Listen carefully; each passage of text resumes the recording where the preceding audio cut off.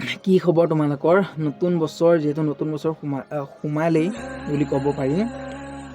কাইলৈ যিহেতু বিহু কাইলৈৰ পৰা, তো সকলোকে ৰঙালী বিহুৰ মই আন্তৰিক শুভেচ্ছা যাচিলোঁ। তোমালোকৰ যাতে দিনবোৰ ভালে মানে নতুন বছৰৰ অসমীয়া নতুন বছৰৰ তোমালোকৰ যোনবোৰ দুখ নাইকিয়া হওক, তোমালোকৰ জীৱনলৈ যাতে ৰঙীন সুবাস নামি আহক, তোমালোকৰ যোনবোৰ সপোন পূৰণ হওক, তাৰে মই ভগৱানৰ ওচৰত কামনা কৰিছোঁ। তো মই এবাৰ বিহুত ঘৰলৈ যাব নোৱাৰিলোঁ, একো নাই। আমাৰ যিহেতু ল'ৰাবোৰৰ জীৱন এনেকৈ, আমি পইচা ঘটি পেলাই নিজৰ ঘৰখন এৰি ওলাই আহিবই লাগিব, হয়নে নহয়? তো একো নাই, এবাৰ যাব নোৱাৰিলোঁ, কোনো কথা নাই, কিন্তু ধৰা পালে নিশ্চয় যাম। তো একো নাই, যিহেতু ব্যস্ততাৰ মাজত যাব নোৱাৰিলোঁ ঘৰলৈ, একো নাই, অহা হ'লে নিশ্চয় যাম। ধেৰ সময় আহিব তেনেকুৱা, হয়নে নহয়? তেনেকুৱা ধেৰ সময় আহিব, তো এইবাৰ যাব নোৱাৰিলোঁ, একো কথা নাই, অহা পালে নিশ্চয় যাম। তো সকলোকে ৰঙালী বিহু মই আন্তৰিক শুভেচ্ছা যাচিলোঁ। তোমালোকৰ দিনবোৰ যাতে ভালে কুশলে পাৰ হওক, তাৰে কামনা কৰিলোঁ। তো সকলোৱে চাগে বিহু মাৰিব, এতিয়া ঘৰে ঘৰে বিহু মাৰিব। তো আগতো মানে আমি বিহু মাৰিছিলোঁ, ঠিক আছে? আগতে যেতিয়া হৈছিলে আগতো আমি বিহু মাৰিছিলোঁ। তো এটা ভাল দিন বিহুত যোনবোৰ আমি কাম কৰোঁ, বিহুত আমি যোনবোৰ নতুন নতুন ঘৰৰ লাৰু পিঠা বনাই, নতুন কাপোৰ পিন্ধি মানে নিজৰ ঘৰলৈ ফুৰিবলৈ যাওঁ, মানে মামাহঁতৰ ঘৰলৈ বা বহুত দূৰ দূৰ জেগাত ফুৰিবলৈ যাওঁ, বিহু মাৰোঁ। কিবা এটা মানে শান্তিৰ মানে আৰু এটা আনন্দৰ পৰিৱেশৰ সৃষ্টি হয়। তো কিবা এটা ভাল লাগে বিহুৰ দিনটো, ঠিক আছে? তো তোমালোকে ভালদৰে বিহু পালন কৰা, তাৰপিছত তোমালোকে যোনবোৰ সপোন সেইবোৰ লাগি যাবা। বিহু বুলি অকল বিহুকেইদিন তোমালোকৰ যোনবোৰ প্ৰেক্টিছ, মানে তোমালোকৰ এক্সামৰ বাবে যোনবোৰ প্ৰেক্টিছ চলি আছে, সেইবোৰ লগতে মেইনটেইন কৰি ৰাখিবা। আৰু বিহু বুলি তোমালোকে নিজৰ যোনখিনি প্ৰেক্টিছ সেইখিনি মানে এৰি নিদিবা, ঠিক আছে? নহ'লে পিছত আকৌ তোমালোকৰ দিগদাৰ হ'ব, ঠিক আছে? তো সকলোকে ৰঙালী বিহুৰ আন্তৰিক শুভেচ্ছা যাচিলোঁ। তোমালোকে ভালদৰে থাকা, ঠিক আছে? ভালদৰে তোমালোকে নিজৰ প্ৰস্তুতি চলোৱা, ঠিক আছে? তোমালোকৰ যোনবোৰ forest guard, Assam forest guard apply মানে মাৰ্চ মাহতে ভেকেঞ্চি আহিব বুলি কৈছিলে আমাৰ হিমন্ত বিশ্ব শৰ্মাই ডাঙৰীয়াই, কিন্তু এতিয়ালৈকে তোমালোকৰ ভেকেঞ্চি অহা নাই, গম পোৱাই। মোৰ মতেতো ভেকেঞ্চি অক্টোবৰ মাহত আহিব তোমালোকৰ, ঠিক আছে? কোৱা মতে তোমালোকৰ অক্টোবৰ মাহত আহিব, কাৰণ চোৱা তোমালোকৰ এক্সাম যিহেতু আছাম পুলিচৰ এতিয়ালৈকে ফাইনেল মেৰিট লিষ্ট ওলোৱা নাই, আৰু তেওঁলোকক এতিয়ালৈকে জইনিং লেটাৰ দিয়া নাই, ঠিক আছে? তো তেওঁলোকক যেতিয়ালৈকে মানে নিদিয়ে, তেতিয়ালৈকে মানে ফৰেষ্ট গাৰ্ডৰ ভেকেঞ্চি এপ্লাই মানে মোৰ মতে নচলে, ঠিক আছে? তো একো নাই, তোমালোকে প্ৰস্তুতি চলাই থকা। তোমালোকে অগ্নিবীৰ লগতে ফৰেষ্ট গাৰ্ডৰ তোমালোকৰ অক্টোবৰত অহাৰ কথা আছে, কিন্তু যেতিয়া আহিব তোমালোকে নটিফিকেশ্যন পাই যাবা। কিন্তু ফাৰ্ষ্টলি তোমালোকৰ কথাটো হ'ল যে যোনটো অগ্নিবীৰ 2025 তাৰ কাৰণে মানে তোমালোকৰ প্ৰিপেৰেশ্যন কেনেকুৱা চলি আছে, ঠিক আছে? যিহেতু বহাগ নতুন অসমীয়া বছৰ সোমাই গ'ল, তোমালোকে ভাবা যে কেনেকৈ নতুন বছৰত নিজৰ সপোনবোৰ পূৰা কৰিব পাৰোঁ, ঠিক আছে?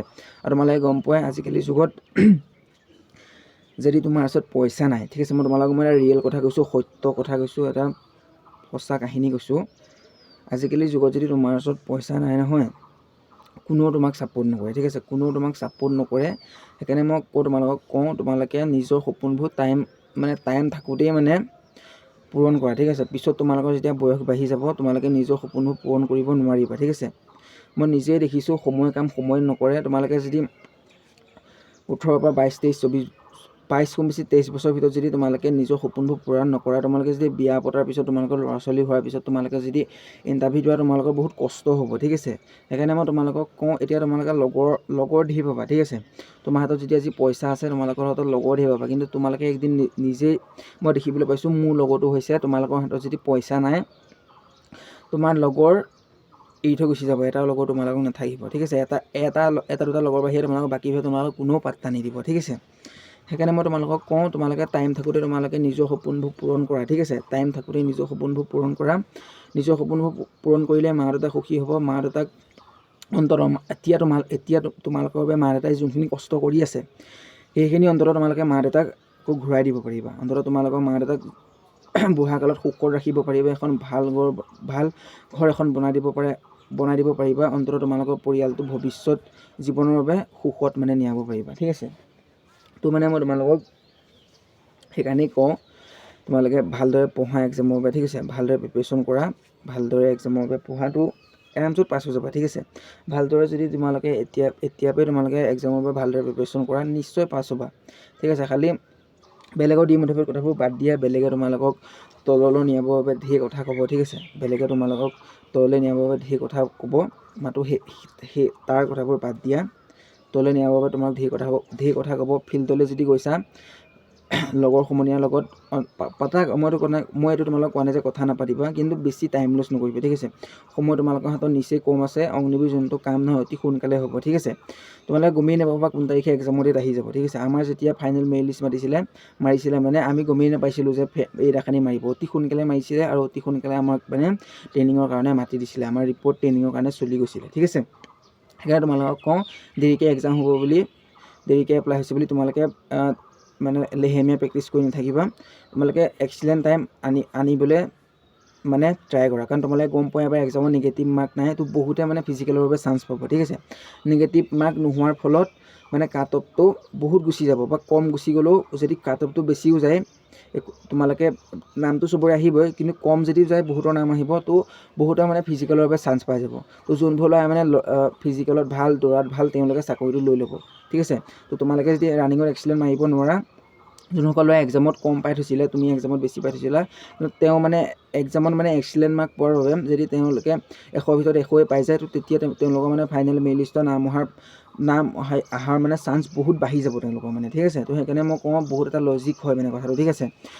যিসকলে যিহেতু এবাৰ নিগেটিভ মাৰ্ক নাই, তো সেইকাৰণে মানে তেওঁলোকৰ মানে চান্সটো বহুত বাঢ়ি যাব চাকৰিটো তেওঁলোকে মানে পোৱাৰ, কাৰণ তেওঁলোকে ফিজিকেলত মানে এটা ভাল মাৰ্কছ লৈ আহিব ন। যোনসকল মানে বহুত টাগৰা লোৱা থাকে, তোমালোকে ভাবিবা যে এমছত 5.5 মিনিট টাইম দিব এমছত সোমাই যাম, আচলতে তেনেকুৱা নহয়, ঠিক আছে। তোমালোকৰ গ্ৰুপত যদি টাগৰা লোৱা গুচি যায়, তেওঁলোকে মানে 5 নাথাকে 4.50 4.58 ভিতৰত তেওঁলোকে এক্সিলেণ্ট মাৰি থৈ দিব। যিটো আমাৰ যোনসকল টেষ্টত যোনটো ইণ্টাৰভিউ হয়, তেওঁলোকৰ এপাকে দৌৰিবলৈ দিয়ে, ঠিক আছে। আমাৰ এপাকে দিছিলে, তো বহুত কম সময়ৰ ভিতৰতে ল'ৰাবোৰ সোমাই যায়। তো তোমালোকৰ যদি টাইম বেছি লাগি থাকে, তো তোমালোকে লাষ্টত সোমাব নোৱাৰিবা, ঠিক আছে। তো একো নাই, এইবাৰ বেছিকৈ যোৱাবাৰ যিহেতু আমাৰ যিমান ল'ৰা ৰাখিছিলে তাতকৈ এবাৰ বেছি ল'ৰা ৰখাব, তোমালোকে টেনশ্যন কৰি নাথাকিবা, কিন্তু তোমালোকে কষ্টটো বেছি কৰিব লাগিব, ঠিক আছে। যোৱাবাৰ যোনসকল চিলেক্টেড নহ'লা, তোমালোকৰ যদি বয়স আছে নিশ্চয় এপ্লাই কৰিছা, এবাৰ আৰু চাকৰি ল'বলৈ কষ্ট কৰা। যোৱাবাৰ যোনবোৰ ভুল হৈছিলে এবাৰ শুধৰাবলৈ ট্ৰাই কৰা, ঠিক আছে। তো সকলোকে ৰঙালী বিহু আন্তৰিক শুভেচ্ছা যাচিলোঁ। তোমালোকৰ দিনবোৰ ভালদৰে পাৰ কৰা, আৰু বহাগ বিহু পাৰ হোৱাৰ লগে লগে তোমালোকে আকৌ তোমালোকৰ যোনবোৰ প্ৰস্তুতি হাৰ্টক আকৌ তোমালোকে এইকেইদিন মানে আকৌ ষ্টাৰ্ট কৰি দিবা। কিন্তু এইকেইদিন তোমালোকে বহাগী বিহুৰ ভালদৰে পালন কৰা, ঠিক আছে। বিহু মাৰ তোমালোকে সকলোকে আন্তৰিক শুভেচ্ছা যাচিলোঁ। এইবাৰতো মই যাব নোৱাৰিলোঁ ব্যস্ততাৰ কাৰণে, ট্ৰেইনিং চলি থকাৰ বাবে, কিন্তু তোমালোকে ভালদৰে বিহু পালন কৰা। সকলো অসমবাসীৰ মোৰ যোনসকল ছাবস্ক্ৰাইবাৰ, লগতে অসমবাসীৰ যোনবোৰ ৰাইজ, সকলোকে বহাগ বিহুৰ আন্তৰিক শুভেচ্ছা যাচিলোঁ। সকলোকে ভালদৰে বিহু পালন কৰা, তাৰে তোমালোকক কামনা কৰিলোঁ, ঠিক আছে।